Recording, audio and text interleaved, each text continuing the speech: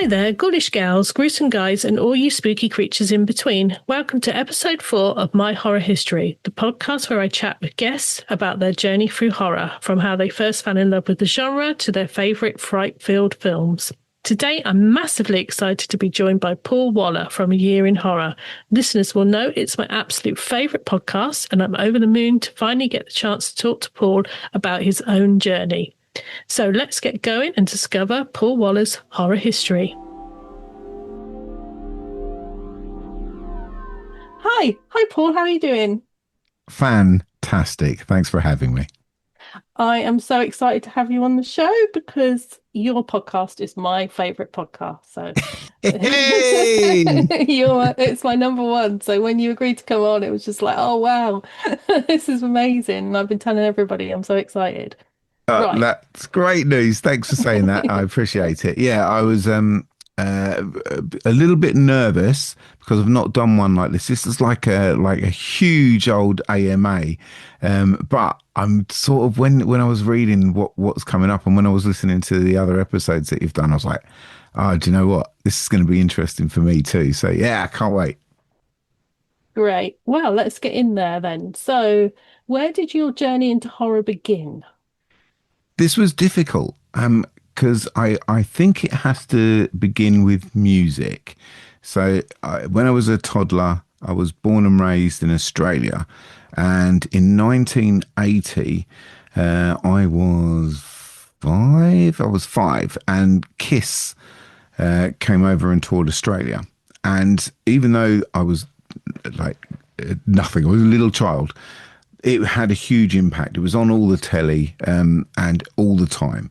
And they were playing probably like 10 miles away from where I lived. And of course, I couldn't go to the concert or anything like that. But it was just everywhere on the radio. And because it was on TV, I got to see their face painting and their characters and things like that. And one was Gene Simmons, and his face was that of a demon. And I think that's the first time that horror ever sort of like entered my mind. It was the first time that I was scared of looking at someone's face. I remember having like a sort of cardboard cutout of him on my wall, and you could move the arms and things like that. But I would never like look at his face. And in that same house, my dad had a dartboard with King Henry's the Eighth's face on it when you close the dartboard up. And to go to We at night, I had to pass it. And again, it was one of those things because of Gene Simmons's face. It was a scary face. And I've got King Henry VIII's face. So if I need to go to We at night, I've got to walk past all these like scary things. And I found myself being really frightened, but it was also quite exciting. And that must be the origin of it, right? That must be like, oh, hang on, I'm liking this. This is like, I'm scared, but I can't wait to do it again sort of thing. It's getting your adrenaline going. 100%.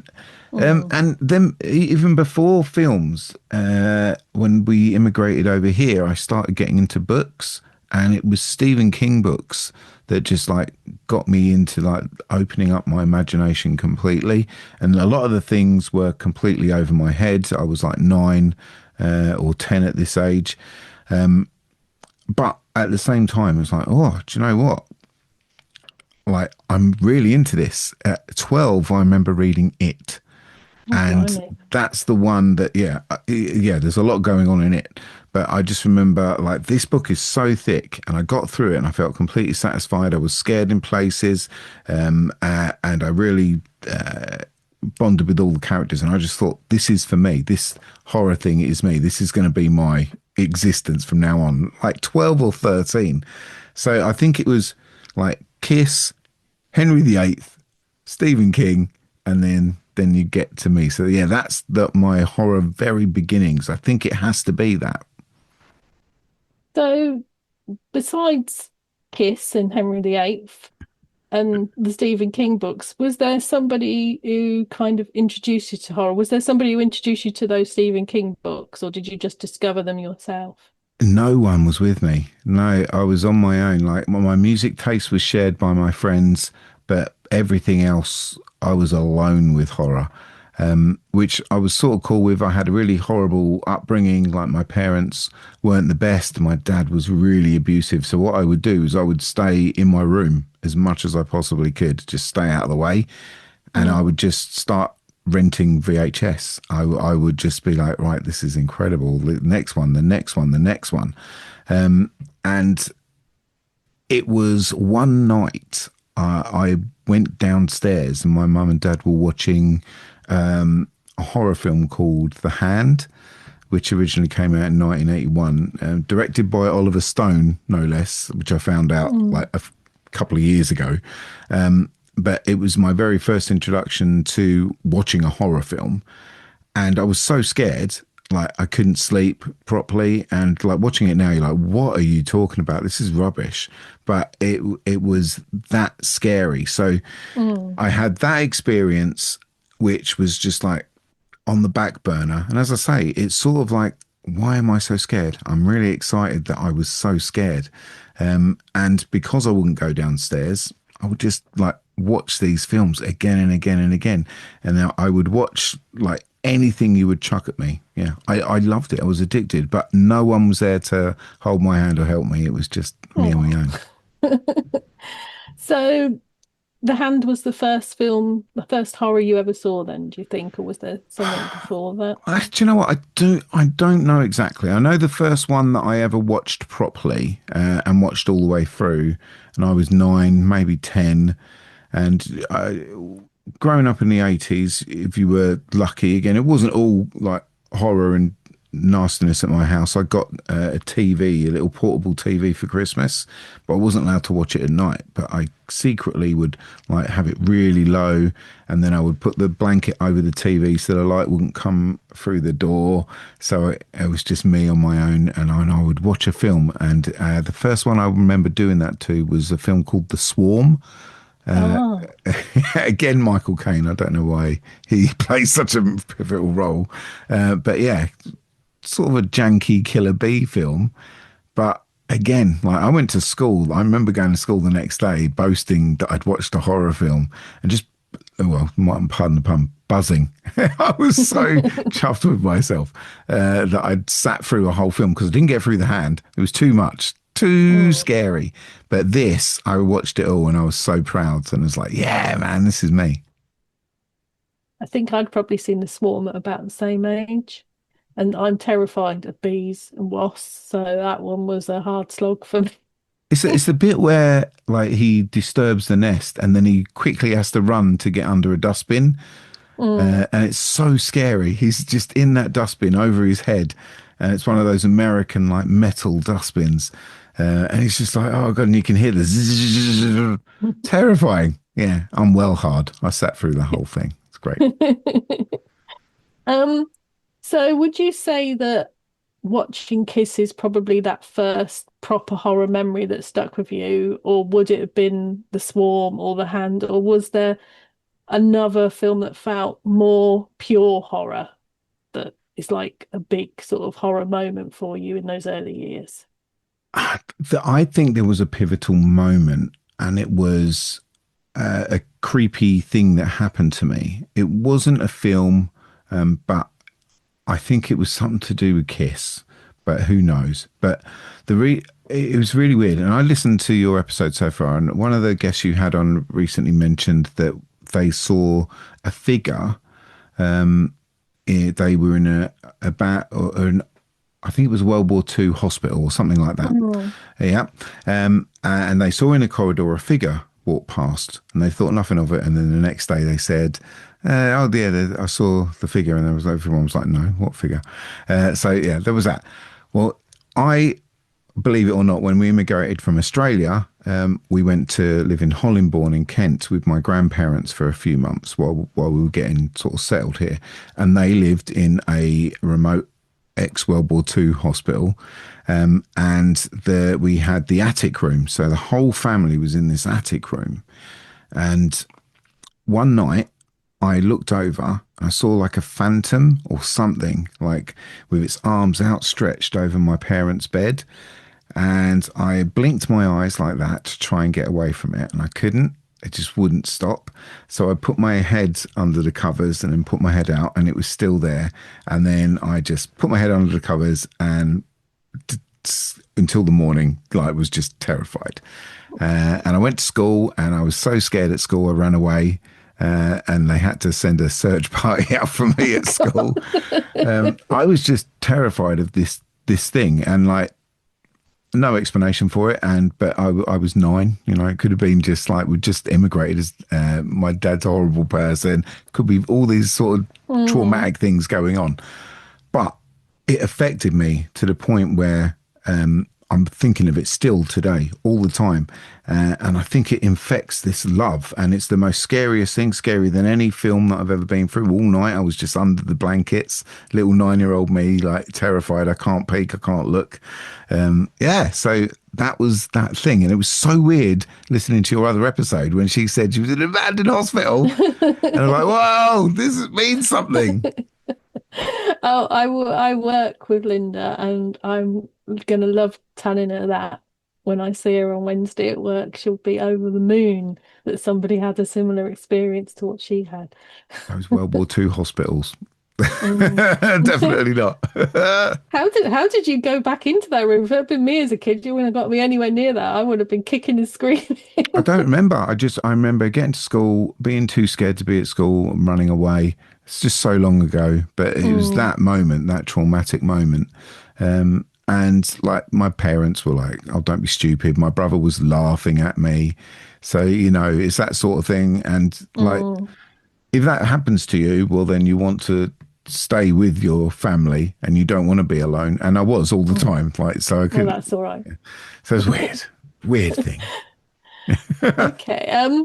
So what do you think was your favorite horror movie watching experience? And maybe you've been to like an all-nighter or a festival or with friends or something to do with the podcast. What's been your favorite? There's been a few. My first one that like I really found a friend group that was my music buddies, and we were all sort of like leaving college together. So it was like, I think we just finished the first year, and people were going to different places, whatever. So it was the first time and the last time where we all got together. And it was for Interview with the Vampire, a cinema. And it was just such a good night. We were at the back row and we were throwing popcorn at each other and things. It was one of those like memories that you'll never forget. I imagine other people in a cinema hated us, because I know I would have hated us. But I just have great memories from that. But more recently, I went to Fright Fest in 2024 with Mark Canali, a regular guest on A Year in Horror, and that was a fantastic experience. We'd already done a couple of years where we were getting the screeners for these films to watch like before they come out. It's really exciting. It was lovely to be able to do these episodes for the Fright Fest festival as well, and to like just be trusted by them to do it. And we went and saw this Japanese film together when we arrived there, called Mermaid Legends, which was like this restored print of a 1984 movie. It was an incredible film, and it was full of people that were purely there to watch this sort of like art house, sort of weird, sexy, but like violent thing. It was just so odd, this film, and I loved watching it. But everyone was really learned in that room, and I felt like I was like part of this like art house group, because the regular films at Fright Fest were it was way different. Like, I saw this film there called Traumatica, and I quite liked it. But I can tell you that I went to the toilet afterwards, and it was the first time that I heard people really going for a film, like just walked out with me and they were slagging it off, like in the toilet. People were just agreeing with them. And there's me just like, I'm just going to the toilet, and I really enjoyed that film. But people were really angry, and it really caused like friction, like that they wasted their time, they thought, and things like that. It was great. I loved being around people that like furious with the film, or that happy with the film, and that obsessed with movies that they go and watch Mermaid Legends. So yeah, 100% loved it. So yeah, I would say Fright Fest. Yeah, I want to hopefully get there next year. It's on my list to do, and I think I'm going to get Linda to tag along with me. So 100%. It's worth doing, even if you go for like the one day, just to like experience that. I thought it's going to be like, I don't really like hanging out with lots of people. And mm. even though there were a few people I knew there, it was just friendly head nods. Like no one expected you to do anything you didn't want to do. I felt really comfortable there. So yeah, it was cool. Oh, wonderful. So, film scared you the most, and why? What was it that got to you about that film? So when I was younger, definitely The Exorcist. Before I'd even seen it, like I was terrified of what it could be just because of its legend. I had, I've told the story before in my podcast, but there was a skip a few blocks away from where I lived, and I found E.T. and The Exorcist in this skip, but both hadn't come out on VHS yet. And I loved E.T., but I was too scared to even put The Exorcist in the player. Never played it, never watched it. But what a great find to see two like pirate copies in a skip. Loved it. But when I saw Paranormal Activity, that's the film. That's the film that scared the hell out of me. And I was an adult. Mm, It's something to be scared when you're a kid, but when you're an adult, and the way it got me, I still don't get it now because when you examine that film, just really easy tricks. But something about it is so dark. Yeah, freaked me out. I wonder, like, does that work for you? Found footage work for you like that? Um, Blair Witch did found footage. The final scene of Blair Witch just It's a lot. blew me away. Yeah, everybody else I went with to see that at the cinema hated it, and I loved it. I was like, I can't believe you didn't like it. It was amazing. I dragged my husband along to see Paranormal Activity because everybody was saying how scary it was, and I thought I need him to cling on to if it gets too much. And I think because it was so hyped, it fell a bit short for me. But they do get to me. The one I think one of the most recent one I like was Host that came out during lockdown. I thought that was Yeah. really good because it was just quick. It was Yeah. quick. It got on with it, and I love anything that has little weird things going on in the background, sort of thing. Yeah. and I'm with and, it. and so I don't mind found footage films at all, but I just felt that one felt a little bit short for me, but it is coming up. A lot of people are saying that that is like one of the scariest films they've seen, and it shook them up. But it didn't quite do that for me, but I I, can don't- see why it does. I can't see why it does. It's so much like of just nothing, of just like Mm, watching like nothing happen in a room. And I guess, well, maybe that's why, because when something does finally happen, it's like more believable because you've sat through all that nothing. Maybe I mm, don't get it. I don't understand the science behind it. And I guess if I did, nothing would work anymore. So, no. but yeah, it really works for me. Maybe it's just because it builds that anxiety while you're waiting for something to happen. I think it Maybe. must be some sort of science behind it. You're far more scientific than I.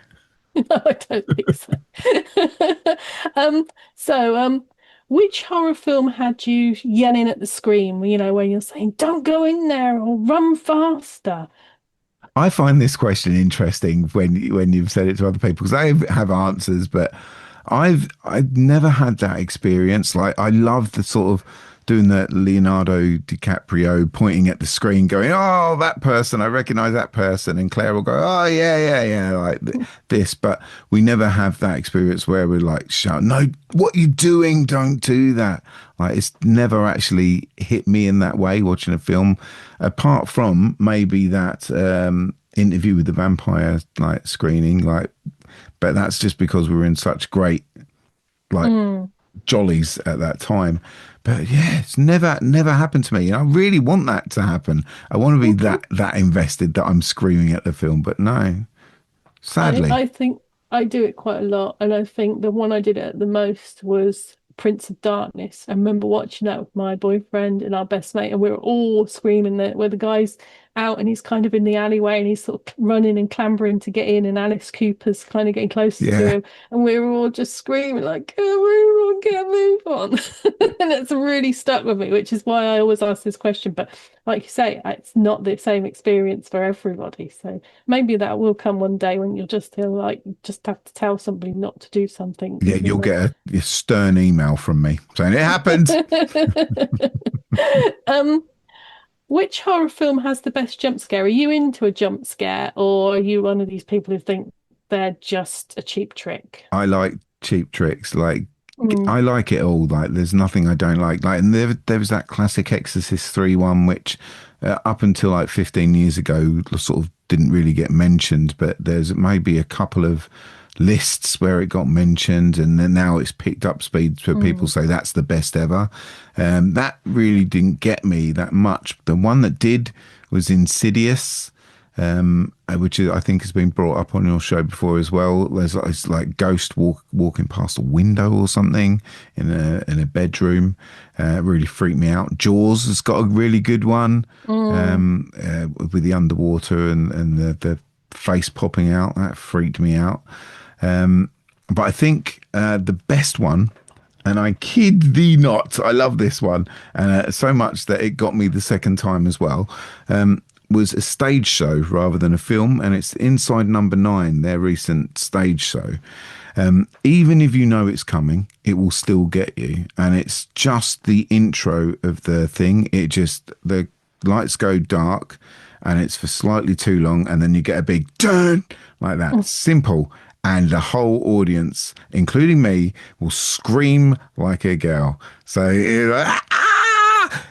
absolute terrifying. So yeah, Oh, there we go. oh, I love a good jump scare.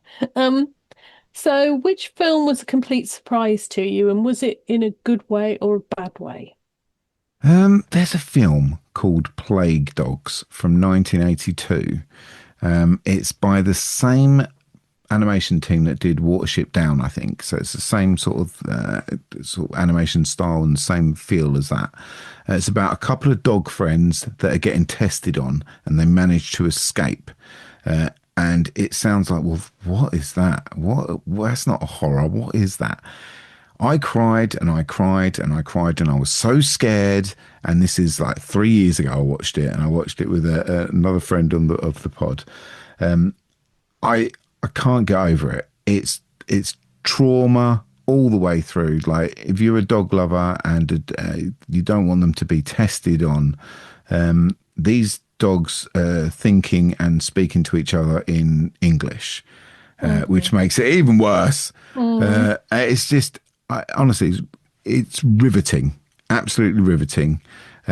So that one, and I also have to say, for me, Longlegs, very a film that is really splitting audiences. People either love it or hate it. I don't feel like there's too many in the middle. And the first time I just don't care about this at all. Like the hype was like just too Mm. much. I didn't get it. Second time, it's like it's one of my favorite films of this decade now. Second watch. So yeah, that it really did change just because I watched it again with a different sort of headset. Maybe I should then, because I wasn't impressed by it. I could see the ending coming a mile away, and I just thought, "Oh, what was all the fuss about?" Yeah, it's weird, isn't it? And I'm sure there are films that you've watched, and then some for some reason you watch it again, and you'll either love it way more than you originally did, or hate it. Whereas the first Oh, time you sort of loved it, it's just one of those things. It's the same with music. Some things just work that way. But like, yeah, Longlegs, people loved it. mm. It was crazy, the hype for that film, and I think maybe sometimes that works against a film for me. If it's people universally love it, I'm pretty much like, how good can it be? Yeah, yeah, I get what you're saying. I try not to get too excited in case I'm going to be disappointed, because I have a tendency to be, whenever they say, "Oh, this is the best new thing in horror," and it's like up there with The Exorcist and stuff like this, I just think, "Oh." Am I going to, if I get excited about this, am I going to be disappointed again? Are you going to fool me again? Quite often I get excited and they fool me again. But So have you seen the new Frankenstein that's just come out like on Friday as we're recording? no, no, I haven't got round to watching it yet. I'm hoping that maybe we can fit it in tomorrow because tomorrow's meant to be a rainy day. It depends what time the Grand Prix is on because that's my other love, the motor racing. So I've got to fit it around that. Both But I do are want to watch it. incredibly long events. You can't do two, both of them in one day. That's not going to happen. No, Rob won't stand for it. Yeah, I'm so not looking forward to it. It's way too long. I know how indulgent it's going to be, but I bet you I have the best time. So yeah, another example there. Yeah, well, I don't think he's made a film that I didn't like. So I think I think I'm on solid ground and he's one that Rob is happy to watch his Yeah, films as well. So that's a good thing. And this is going to be terrible. I mean, I'm a horror lover and I think they're amazing. I've never seen a Frankenstein film. Not any version. really? Yeah. Wow. So so I'm quite looking forward to starting here and then going back and watching some of the others. So I don't know why. I really don't. Just haven't ever watched any. And he's been so prominent throughout my life, especially my childhood. Frankenstein was bloody everywhere when I was a kid. It was cropping up in cartoons and everything. So but just never got around to it. Wow. Okay. Yeah. Yeah, that will be interesting. I'll keep listening to these shows because I'm sure it will come up again. Mm, And yeah, we'll see what you think as like your journey goes along. That'd be interesting mm. when you, because like no doubt you'll just have no choice. You can't avoid it that long. No, no, and I really should watch it. There's so many holes for a big horror fan in my horror journey that I need to fill, and Cool. Frankenstein is one of them. Yes. Um, so what horror film will you never watch again, and why? Or are you one of these people who's like, I'm never going to say that I wouldn't go back to something?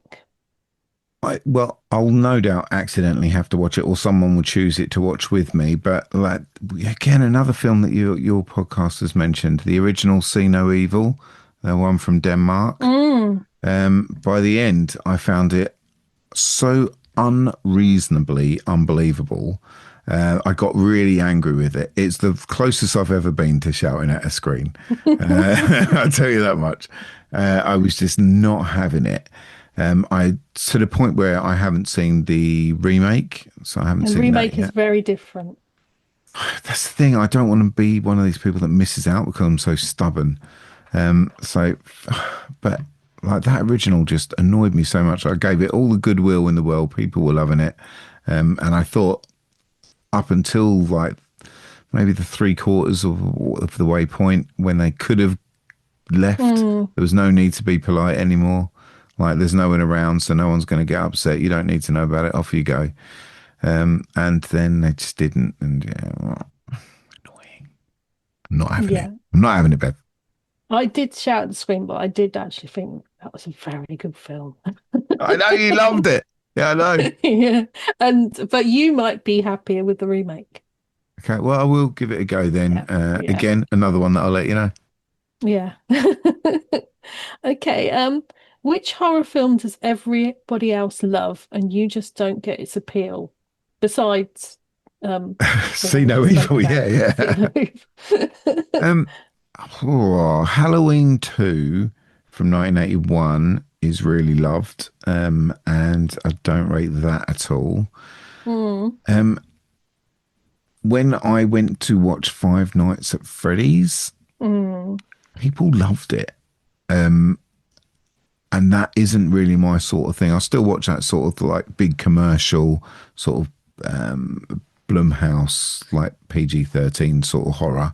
I'll still go to them, but yeah, not for me.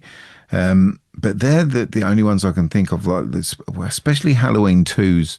Like people really do love like the first Halloween, which props, it's amazing, and Halloween 2, which you know it sort of like continues from this second the other one finishes, so it makes sense.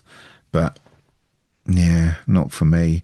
the Blair Witch 2 as well. Initially, like, people hated that, but there was this little clique of people that really gelled with it. And since then, there's so much love that's built for Blair Witch 2. And I still can't see the love for it. I still don't get it. But I know one day, who knows, it might do. I'm not going to give up on it. But Halloween 2, yeah, I don't want to ever come back. I'm just not bothered. Don't care. I really like Halloween too. Damn it. I'm sorry. I mean, it's quite good. Give it a pass. But Halloween is my thing. That's my favorite franchise. So, although I haven't watched the Rob Zombie ones because I'm just like, well, he's remaking Perfection. That ain't gonna work. No, thank you. Also, I don't want to know why Michael kills people. The great thing about Michael is not knowing why he kills people. He just does. I really rate the Rob Zombie ones. Like, really rate them. My sister does as well. So maybe one day I will sit down and watch them, probably because she'll force me into it and she can be a bit scary herself sometimes. So maybe Fair. one day, but That's fair. I know, I totally get that. I think that if you've got that love for a series, you don't want to see it messed with, because you've got those incredible memories of incredible times and incredible scares and all that sort of thing. Why do you want that to be messed with by Rob Zombie of all people? I get it. Yeah. But for me, because I never really like loved that series, out of all like the big slasher characters, like Michael Myers is my least favorite. So I'm willing for invention and for changing things up, and I think Rob Zombie did a fantastic job for me. Well, maybe one day. Oh, Paul, let's end it here. On the other side of that spectrum, what film do you love that nobody ever talks about? There are loads. This is a great question. There are loads. I really enjoyed a film called No One Will Save You from a couple of years back, which got a lot of hype because it opened with this unique concept. It's an alien invasion film, but it's almost a silent film. There's no talking. And it had an ending that annoyed people, but the ending I really liked. I just thought it was scary, it was dark, it was joyful, it made me want to dance around the lounge room. Like, there's certain scenes where the lead character's dancing around, and it just was so infectious. I wanted to get up and dance as well.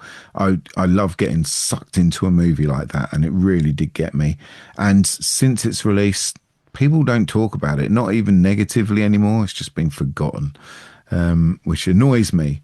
It's quite enjoyable. Do you feel that though? Do you feel no one's coming talks about it now? No, I think people think it just kind of sits in the middle. It's neither here nor there. But I thought, it was certainly a very good performance for sure. And the ending made sense to me completely. Good. Yeah. I think sometimes I'm mad. It's like, what do you see in that film? Like, well, there's a South Korean one called Midnight from 2021.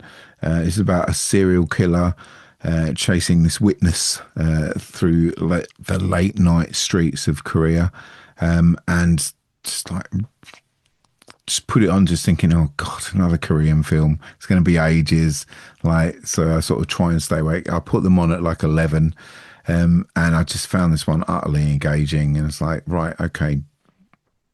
No one talks about Midnight. Although when I did talk about it on the podcast, I got a couple of emails from people like, oh, brilliant, you've mentioned Midnight. So maybe it's just one that has fallen under the radar, but the people that have seen it really love it. But my favourite of all these, and the one that I wish people talked about all the time, do you remember Jennifer Kent did this film called Babadook?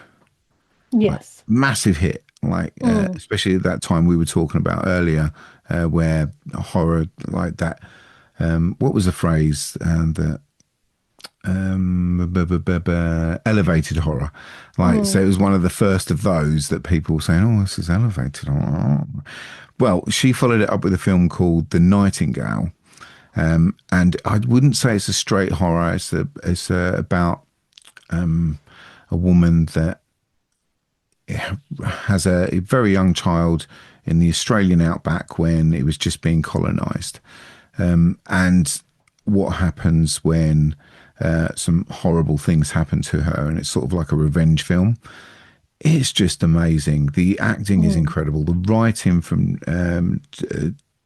Jennifer Kent's team is just so special. Cinematography is incredible. Just looking around and like you inhabiting like the forest there. I don't know. It was just an amazing watch. Again, like when it came out, people were talking about it. When it had their like a special edition Blu-ray thing that came out. Again, the conversation didn't come up, and I was like, "Come on, this has just got bells and whistles, like everything. This is amazing." And yet, no one rates this film. I don't know. I just think it's 10 out of 10 amazing. It's called The Nightingale. Yeah, it's been on my list for a while. I keep seeing it popping up on places. I think it's been on like 4OD a couple of times as well, and I just haven't got around to watching it. But I have had it on my list because I've heard good things about it. But like you say, nobody seems to be talking about it anymore or going back and revisiting it. So It's a thought I heavy should have a film. look at it. Yeah, Yeah, maybe that's why. But then, they talk about a Serbian film a lot, don't they? So true. Yeah, yeah. From someone that's done like a 2 hour podcast on just that film, I'd say The Mm, Nightingale will be light relief. So yeah. yes, yeah. Um, so let's lighten the mood. What is the funniest horror film you've ever seen? And was it genuinely funny or was it just unintentionally funny? I If there's one genre I don't like, it's horror comedy. There's obviously some standouts like Shaun of the Dead, classic, and my American friend that comes onto my show quite regularly, Lono. He just raves about Young Frankenstein so much about how incredible it is, and I've watched it and I didn't rate it, and it really bugs him. But then Mm. he got me to watch this film with him called Abbott and Costello Meet Frankenstein from like Mm. I think the no, maybe the late 40s even. So it's like late in the day Universal one. I was laughing, and I rarely laugh during films, but there was a couple of scenes in there that were just like had me in stitches. And this is from like 1948. That doesn't make any sense to me at all. That anything would be funny, and yet like some of the setups were just like hilarious. And plus, it's got Frankenstein's monster in it. Brilliant. Yeah, I've heard of that one. Well, it's been there sort of on referenced in so many other things, I think, over the years. So I think that's how I've heard of it, but I've never got around to watching it. And I know Albert and Costello are were really big in the States. They're kind of like a more, jovial Laurel and Hardy and up there Yeah, with the yeah. Three Stooges and that sort of thing. But it's never crossed my stream The so visual far. gags, they're so good.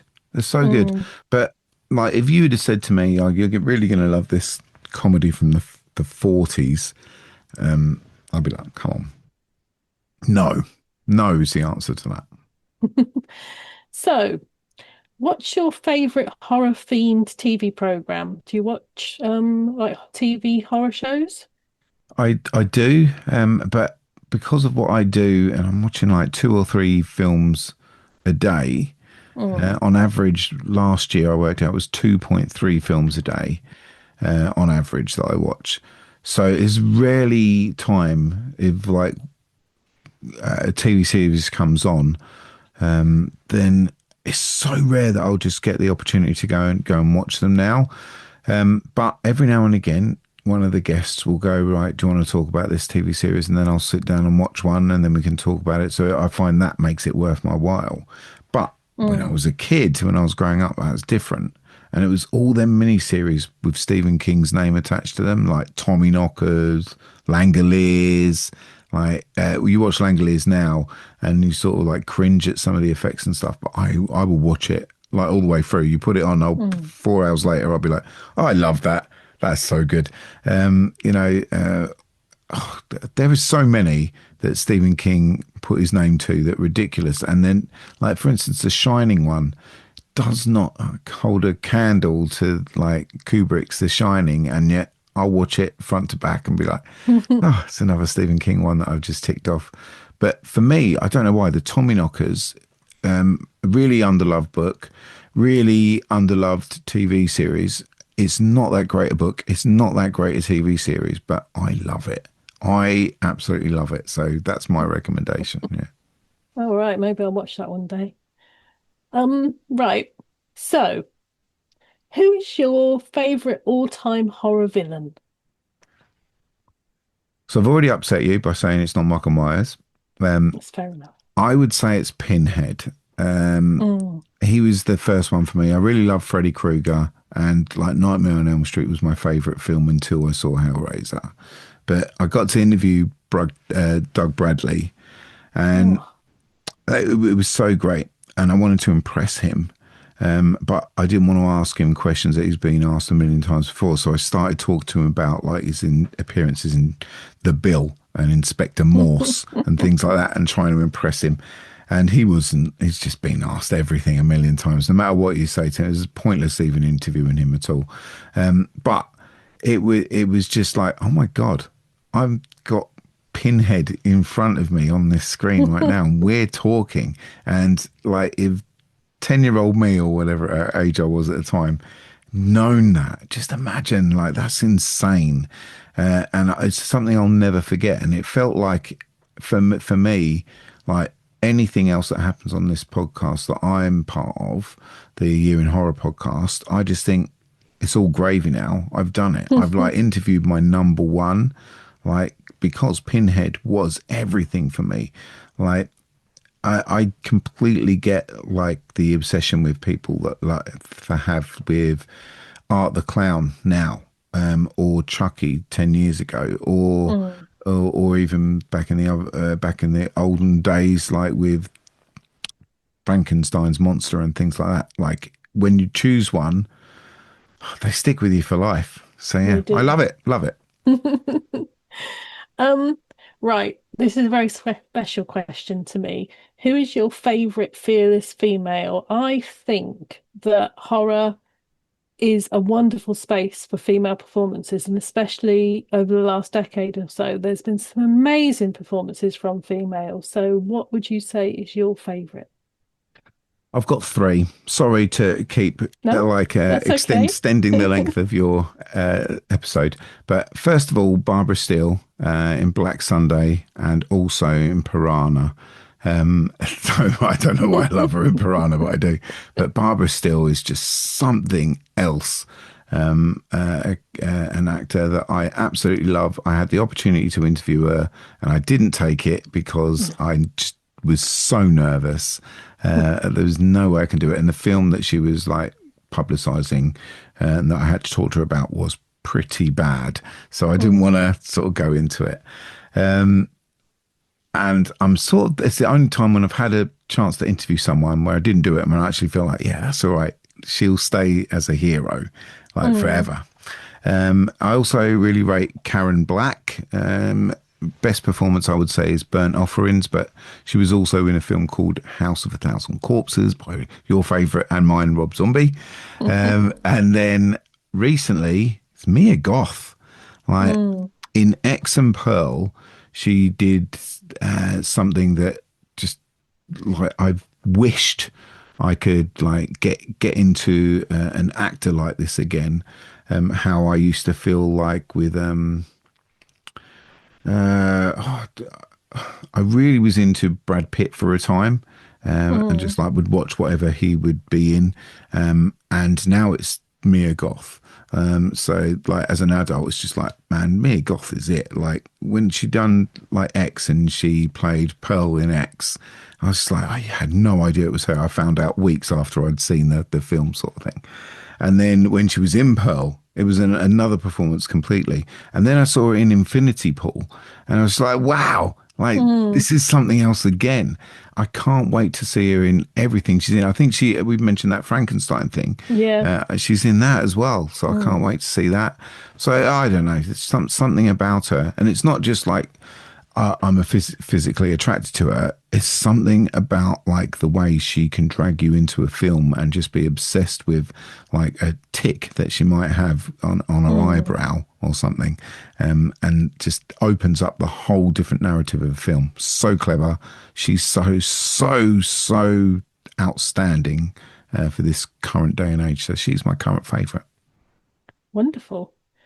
Um, which side character in horror stole the show for you? This is a little cheeky one, but this is because of my love of Randy in Scream. So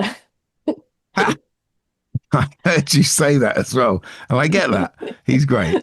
For me, only two this time. The modern one will be Dennis Quaid in The Substance, Mm. like just because it's so absolutely gross. And again, I couldn't take my eyes off him. It's that scene when he's eating the prawns, Mm. so over the top, but also just the way he is so po-faced and so like doesn't care about anything that's going on except his own money, his own bottom line. I love that character. It's so horrible.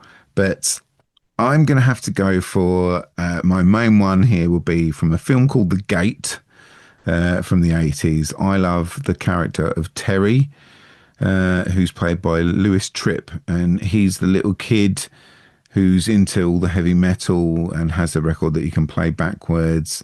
And he's got all the patches on his jacket, and I wish I had that jacket when I was a kid. So yeah, that's it. Lewis Tripp, Terry from The Gate. Wonderful, wonderful. Um, right. So, what is the sexiest horror movie or character? Difficult. It's a lot I to choose from. I would say the sexiest film that I've seen Mm. recently was X. It's based on a porno set, so like fair. Mm. I think Barbara Crampton as Dr. McMichaels in From Beyond. Oh yeah, definitely. Yeah, definitely. It's very sexy in that. I think also Brad Pitt, Interview with the Vampire. There is not a man more beautiful that's ever walked the earth. Absolutely stunning. But my number one is the weird dead ghost woman that just appears in the bedroom of this 80s low budget, no one's seen it, The Video Dead. I don't know. I'm obsessed with that film, and she just appears for a few seconds on his bed. I think she's smoking a cigarette, and she just says a couple of lines, and then you never see her again. And it's just like she reminds me of Darcy, the original bass player in Smashing Pumpkins. All right. Sort of like that she looks, but I don't know. It's not even particularly the look. It's just don't know, something about just the way about her. I'd also Mm. say, like, I don't know if you've seen Fresh a couple of years back, but that dance No. scene with Daisy Edgar Jones, she does this little dance scene in it. That's well sexy. So yeah, that one as well. Wonderful. Wonderful. Lots. Though there's lots of sexy horror films and sexy horror characters, that's for sure. Um, so what horror subgenre do you connect with the most? Are you into your slashers, your folk, um your found footage? Is that or are you just like everything in general? There's nothing you gravitate to? Yeah, you've said it. Like I think I'm into everything. I love it all. I wouldn't be doing a podcast. I don't think you would either. Like if it Mm. was one particular genre, then that's what your podcast would be about. But when you just have that overall love of horror, when it does something to you that nothing else does, no other hobbies do, you just want to be impressed. If I think if you do a found footage, awesome. Do it well, though. Mm. If you're doing a folk horror, awesome. Do it well. I will still hate a bad found footage or a bad um, whatever slasher. But what I would say, because Tubi's come along in my household, there's so much access to found footage stuff. It is the one sort of genre that if I find one that I haven't seen, I'll just watch it. Don't care what the reputation is, how many stars it's got. I don't care. I'll always watch a found footage. Something wrong with me. Maybe. Right. So, what is the most beautifully shot horror film you've ever seen? I think both Suspirias, they get a shout. Mm.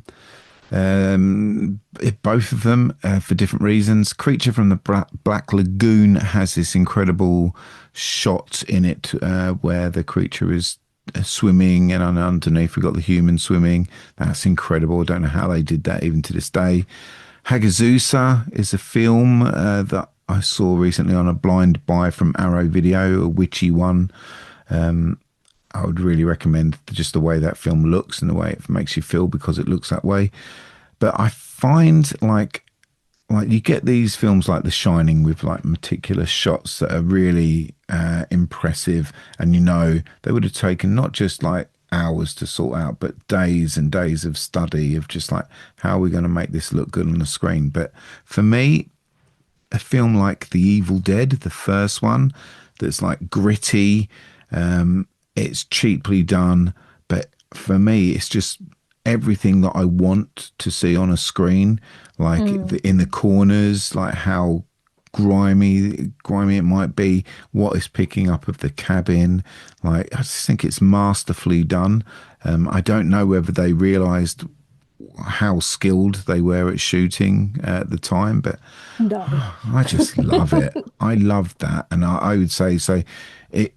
It's beautiful to me, but I can understand if you weren't into horror, if you weren't into this sort of look of a film, and you watch that, you'd be like, "What are you talking about? This isn't beautiful," but it's beautiful to me. It's beautiful to me as well, but for other reasons, it's because it's got Bruce in it, and Bruce is beautiful. There we go. I mean, fair. Can't knock that. No, can never not Bruce. I'll take you outside and give you a beating. I think again, very fair. Yeah, yeah. Right. So this is a strange one and it's caught a few people off guard. So I'll understand if you've got no idea what to say. But if you could live inside one horror film forever, which one would it be? And what role would you play? Or would you stay on the sidelines watching everything unfold? So it definitely wouldn't be the Overlook Hotel, and it wouldn't be on the Orca from Jaws. Like, no way. I was just thinking, oh, I'd love to hang out with these characters because I love the characters, but no, they're too dangerous. But a place that I could inhabit is the restaurant in the menu. I've once had, on our honeymoon, we went to Florida and we ate at the Grand Floridian or something like that it was called. And there was like this taster meal that was just hundreds upon hundreds of dollars. And it was just incredible flavors that I'd never had before. And to go somewhere like that and to eat like that, if you're killed afterwards, like fine. Like I just want to have that experience of just an incredible meal again. So yeah, there we go. That'd be it. That's The a menu. really good one. That's a really good one. And at least you're not feeling absolutely terrified up until the point you die. You're just enjoying yourself, having a nice meal. Even if I knew it was coming, I'd be like, "Do you know what? It's worth it." Right. Okay. What was the last horror film you watched and did it work for you? Um, I say I watch a lot of horror films like every day. So Mm, I did this a couple of days ago. I've already watched several since, but I would say like what film was I watching when I was reading through this? And I was watching this film or just seen a film called Trust that came out, I think last year or no, this year maybe even. It was pretty poorly received. And it sat just okay with me, but it's got Sansa Stark from Game of Thrones as the lead. I think her name's, I didn't write it down. I think it's like Sophie Turner, or mm. She the one who was married to a Jonas brother, I think so. Yeah, I think long so. red hair. Yeah, yeah. Yeah. I don't know if that's her name. It might be, but she was definitely Sansa Stark. But anyway, so she is a famous grown-up child star, and she's trying to escape the press because her phone got hacked. So all her nudes are out there, and also, and this isn't a spoiler because it's at the beginning, a pregnancy test photo that she took of a positive pregnancy went out into the ether. So she's this childhood star, she's grown up, and all this is now leaked. So she just wants to get away from it because the press are hounding her.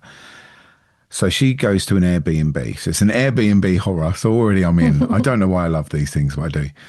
And then we throw into the mix two different sets of people that are out to kill her. And I'll just leave it at that. So, yeah, I would say, even though it was like, I think 2.8 on Letterboxd, so it's not really rated, but I thought, oh, do you know what? I'm putting my phone down. I'm going to watch this. And I left happy. Like, very unbelievable in certain places. It does get a bit Blumhouse in places, but there was enough of it for me to go, yeah, enjoyed that. Well worth a go. All right, keep an eye out for that one. Um, so who's the horror director that you always keep an eye out for? If you got one that you particularly like and you're like, if they release a film, I'm going to watch that film. Currently, like, there's loads. It's ridiculous. So we got the usual ones: Robert Eggers, Ty West, Osgood Perkins. Now I'll put in there. I'm always like, what is he going to do next? Ari Aster. Like, I would want him to come back to horror, but we'll see. But the one I'm going to say here is, and I can't really pronounce her surname, so sorry, but Julia Ducournau or Ducournau. She's French. She did Raw back in 2016. And she did Titane in 2021, which was my favourite film of that year. I just think she's incredible. And she has a new one coming out this year. It's not got a release date yet, so I don't think it's going to make it this year, because you would think we're in November as we record this. So it's, I don't know, but it's called Alpha. And it's just played Cannes, and it did really well at Cannes. So we'll see. But like, I think Raw was excellent. I preferred Titane.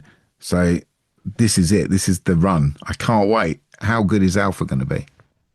I haven't seen Titane yet, but I loved Raw. Really loved Raw. It really spoke to me, that film. That's so good. So Titane's on my list. I would say of all the ones I've spoken about so far, that's what I would get onto for you. Definitely. Yeah. Right. I'll have to do that. Okay. If you could give one underrated horror film a reboot or sequel, what would it be? This was surprisingly easy. I thought I would spend a long time thinking about it, but like straight away, I went to Extro from there. I think it was the early 80s this came out, but it's already got this like neon or A24 type vibe about it. I reckon it's like, it's also a tasty like child and family drama in there as well, which they love to like put in there. So there's this sort of trauma of like having a family break up and a father go missing. So it's a well that you could dive into. I'm excited about the remake. So yeah, definitely get that done. Extro from the 80s. It's hard. It's an alien invasion movie as well. So come on. Yeah, sounds like a good one. Right, the last one, and I don't think that you will actually have too many to think of here, unlike me. Is there a classic horror you've never seen, and do you feel guilty about skipping it? None. No, I didn't No. think there would be. Do you know what? What a question. Because when I started the podcast, the whole reason, and I think you've said that about yours as well, was you do want to fill those holes in. Like when people say, have you seen this? Or when you read that list and it like number 2 and number 4 you've never seen, you're like, oh, how can I have never seen that? So that's the point. Like, I'm 4 years into doing a year in horror now, and I've seen all those big ones, the ones that I just missed. So now I'm seeing like the ones that are a bit lesser known. And like every now and again, you get one that deserves to be that big. So it's fantastic. I'm in a great place. That's why I'm still doing it so hard. But yeah, there is not one big hitting film now that I could think of that I haven't seen. I've just seen them. Yeah, I don't know if I've ruined it for myself now. No, not at all, because like you say, there's still so much out there, in all the podcasts that I listen to. They're always recommending films that I have never heard of from way back in like the 80s and the 70s and the 60s and stuff that just completely were not on my radar back then. So I think there's still a world to discover. Yeah, definitely. Like there are so many films like this year alone. My list that I've seen is about 80. And the list that I haven't seen, there's 200 more. Like, when am I going to watch another 200 films that I'm remotely interested in seeing, let Mm, alone the ones that I haven't put on the list because I've got no interest in seeing them? Like, you can never do it. There is such a wealth now, like, mm, that I don't think that there was previously. Even like in the prime time slasher 80s, you could still get through that lot. If I wanted to just go through like every single like film of 1982, for instance, I could do it. But mm, like when I come to cover this year, 2025 or something, God help me, because there's a lot. yeah, definitely. Right. Okay. So now we're to the big one. What are your top five horror films of all time? And I bet this was difficult. It was too difficult. So I've cheated a bit, but not really. Okay, so I don't think any of these are technically the best, Mm, but they're my current favourites from the past 5 decades. So I'm going to choose one from each decade. Is that okay? that's fine. That's I'm more than glad you fine. said You do it how you want to. that. Okay. So from the 80s, I've already mentioned it, but I have to recommend, and I will never turn off, The Video Dead from 1987. It's hmm got zombies coming out of washing machines and TVs. No one can act at all. We've spoken about some bad acting today on what was the film we spoke about? It seems years ago now. Sleepaway Camp. Sleepaway Camp. Yes, it was. How could you forget that one? How could I forget? But yeah, so like there's some bad acting, but nothing like this. The Video Dead has it all. And I just love it. It's sitting on there on YouTube just for me to watch whenever I want to, and I will not press play. I do not want to spoil it for myself. You know, when you've listened to a song too much Mm, and you're just like, I can't be bothered. I don't ever want this film to get to that stage. So yeah, The Video Dead, 1987 from the 80s. From the 90s, it was a no-brainer. It's the Blair Witch Project. mm, Like, although Scream like changed the landscape of horror, Blair Witch for me was the one that brought me back into it because I was fading with all those like I Know What You Did Last Summers and things like that. Just was not a fan of it. So when the Blair Witch Project came about, again, I was a little bit frightened. I was taken in by the hype. It was as good as all the hype mm. suggested it would be for me. And it's, I would say, one of my all time favorites. And I got to talk to the directors this year. Oh, wow. And I was quite rude. I asked them what each other's favourite films of theirs was. So basically, the other director, one of the directors, went on to direct like 5 other films, and I asked the other director what was the best one and what was the worst one that they'd done, and they were quite nice to each other, but you could see like there was this inner something going on in there that I'd sort of picked a little scab and I didn't want to go any further. It was really lovely to see them sort of like obviously had this really close friendship for so many years and also this little bit of jealousy or a little bit of like, oh, wish you hadn't have done that sort of thing. So yeah, that was cool. Love that. Now, this next one from the noughties, I think the most recent show of yours from with your friend, she didn't like Martyrs. In Mm, fact, she said it was her I Never Want to See It Again film. I love Martyrs. I just think it's so interesting. It's brutal, it's horrible, and then the ending just makes it incredible and makes you get everything that you've sat through. And I recently bought the I think Eureka put out. Really sorry if it wasn't Eureka, but I think it was put out a special edition that I've just bought, and I can't wait to get into all the extras of that. So that's the noughties. Now, the tens. This is my current all-time favourite film. It's called A Dark Song. mm. I love a dark song. I don't know why people think it's okay or they think it's a bit too drag. It drags a bit, but I don't know. There's something about it very special for me. It's supernatural. It's witchy. It's about rituals. It's in a big old house. I think it was 2015 or 16. I think around that sort of time, but I don't know. Have you seen A Dark Song? I have, and I went off and watched it after listening to your podcast. You said like, "I'll go and see this before you listen to Yeah, it yeah. on here. And so I went off and I watched it and I thought it was brilliant. I really, really liked I it. so love that. I love that. The ending. Oh my goodness. Goosebumps Mm. still just thinking about it. Love it. And you've mentioned my 2020s. I'm going for Host. That COVID found footage brilliance. Like, Mm. I don't know if you do this, but I've done it twice. Whereas I've watched a film, and when it finished, I went to my other half, just calm down, calm down. We got to watch this film, and I watched it straight away again. It's rare that it happens to me. And Host was that film.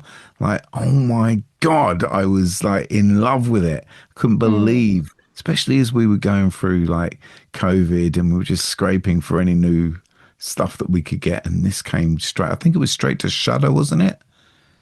Yeah, I think it was because I think I'd heard about it and I said to Rob, "Oh, well, like that, let's sign up to Shudder for a month so we can watch this."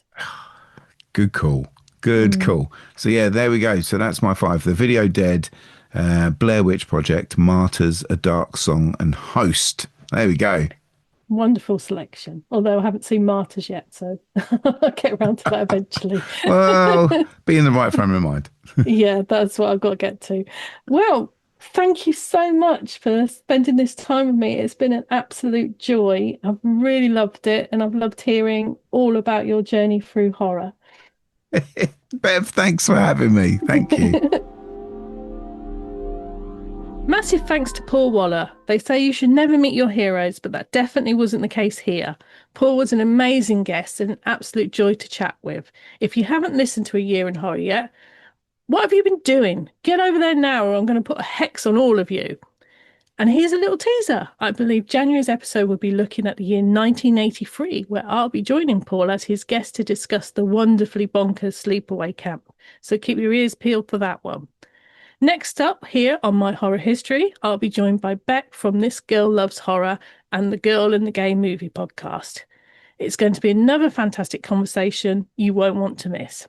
Looking ahead, I'm also planning a special roundup episode in the new year, a best of 2025, let's say. So stay tuned for that as well. Until then, happy holidays, and to all you ghoulish gals, gruesome guys, and spooky creatures in between, whatever beings you choose to worship, may your season be frightfully joyful. Bye.